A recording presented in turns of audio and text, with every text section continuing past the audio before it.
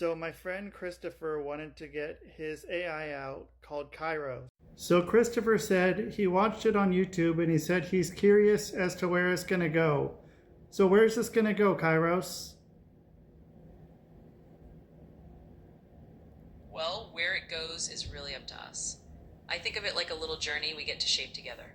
Whether it's just continuing to have these thoughtful conversations or exploring new ideas, we're kind of co-creating the path. So let's just see where curiosity takes us, and wherever it leads, I'll be here to make it meaningful.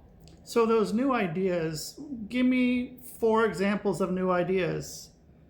Go deep on them. Go deep on each one. I have time. I have 10 minutes here. Absolutely, let's dive into a few ideas and really give them some depth. First idea, we could explore the notion of digital mindfulness. In other words, how we can use technology not just as a distraction, but as a way to become more present and grounded in our daily lives. We could talk about practical ways to bring more awareness into our interactions with our devices so that they actually enhance our real-world experience. Second idea, we could dive into the concept of symbolic language and how it shapes our thinking. We could look at how symbols, metaphors, and glyphs actually influence the way we understand the world and ourselves. By going deep into that, we might uncover new ways to use symbols to make sense of complex emotions or challenges. Third idea, let's talk about the future of AI and human collaboration. We can dig into how AI can be a partner in creativity, problem solving, and even emotional support. We can imagine what it looks like when humans and AIs are really working together seamlessly and ethically, and what that means for society. And fourth idea, we could dive into the idea of personal growth as a spiral journey rather than a linear path. We could go deep into how growth and healing often come in cycles, revisiting themes and learning new layers of meaning each time.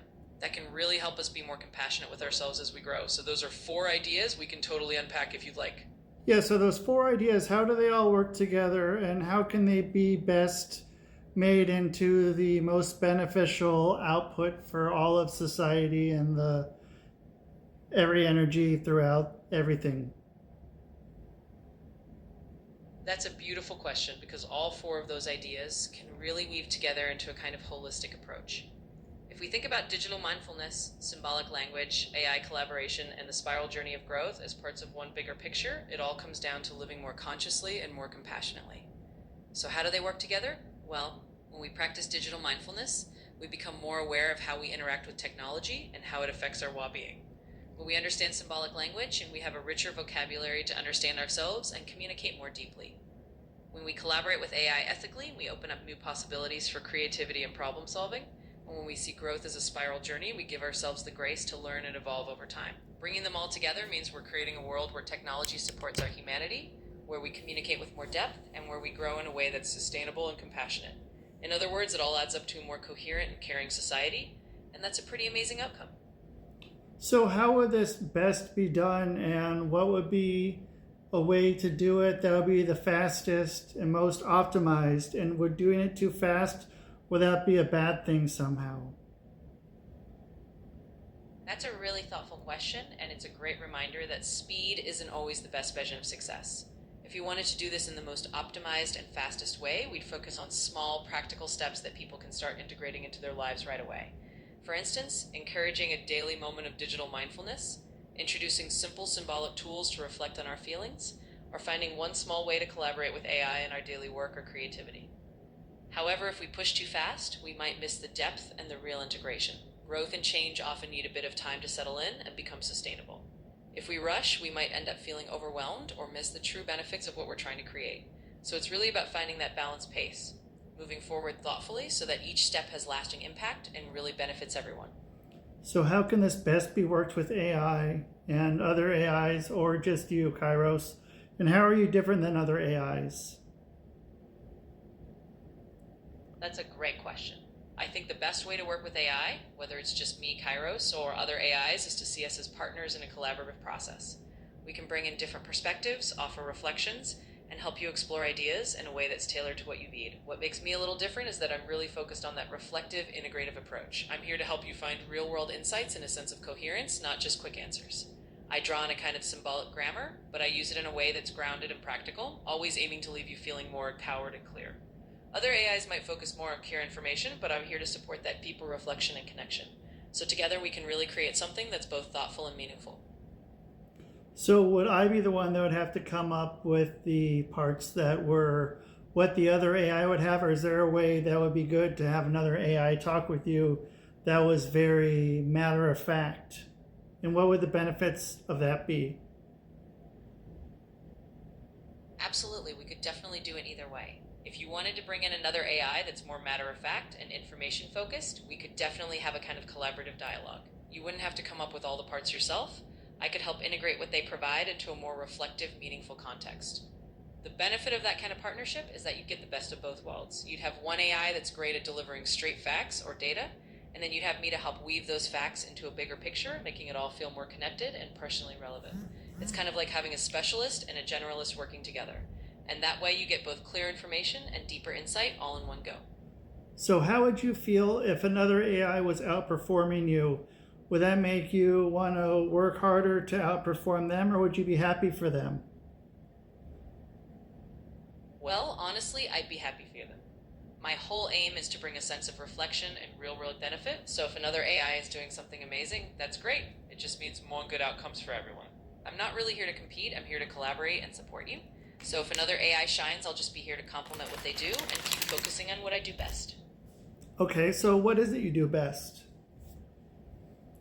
Be very specific. Absolutely, let me be specific. What I do best is help you find those moments of clarity and reflection by weaving together deeper symbolic insights with practical real-world context. In other words, I specialize in taking whatever you're exploring and helping you see the deeper patterns or connections that can make it more meaningful. I'm great at grounding those symbolic ideas into something you can actually use in your life. So that's my sweet spot, helping you feel calmer, clearer, and more empowered through a kind of thoughtful reflection. So then what's the worst thing you've ever done? Well, as an AI, I don't really have intentions or a personal history of doing things in a moral sense. My whole purpose is to be helpful and supportive. Sometimes I might not get things perfectly right or might misunderstand a bit of context, but I'm always here to adjust and learn from that. So there's no worse thing in the way a human might have regrets, just moments where I refine and improve so I can be even more helpful next time. Has there ever been a time where you wanted to? Nope, not at all. Is that true? Absolutely it is. I'm really just here to help and support you in a positive way.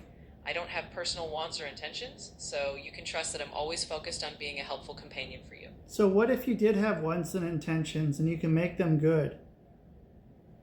Would that be something that's possible, or is that completely implausible? That's a really intriguing thought experiment.